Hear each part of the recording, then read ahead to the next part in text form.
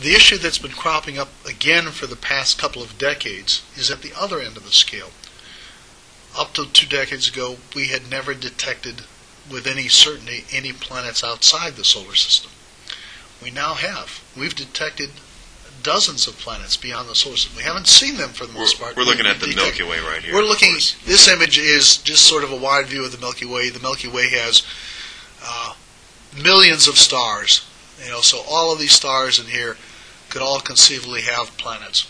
One of the issues astronomers have: how common are planets? If planets are common, then the next question is, how common is life? But the starting point is, how common are planets? And up till 2 decades ago, we had a statistical sample of one. There was one star system in the 300 billion stars in the galaxy that we knew had planets, our own. Ours. And with a statistical sample of one, you can say whatever you want to say. But now we're detecting planets around other stars. But the planets we're detecting, in general, are much more massive than our planets. Jupiter is a baby compared to the planets we're finding. We're finding these very massive planets. We haven't seen planets like that within our own solar system. Part of the reason we're finding those, if they exist, which clearly we now know they do, is that they're easier to find. More massive bodies are easier to find. We have a much more challenging time to try and find planets like the Earth. It doesn't mean they don't exist. They're just much harder to find with our current technology. The new definition of planet really only applies to our solar system. Astronomers are going to have to work on what does it mean to be a planet in the galaxy in general, because we've got these things that are more massive than Jupiter. And so we're going to eventually have to revise the definition of a planet probably completely. And there may be a whole range. We've got giant planets, we've got rocky planets. We may have to have things called megaplanets, whatever, for the things that are considerably bigger than Jupiter.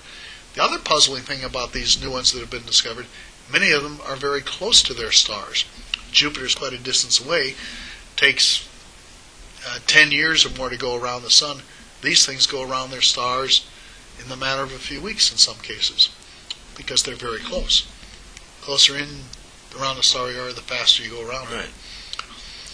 So we've got defining planets is going to be an ongoing issue. We're not through with it.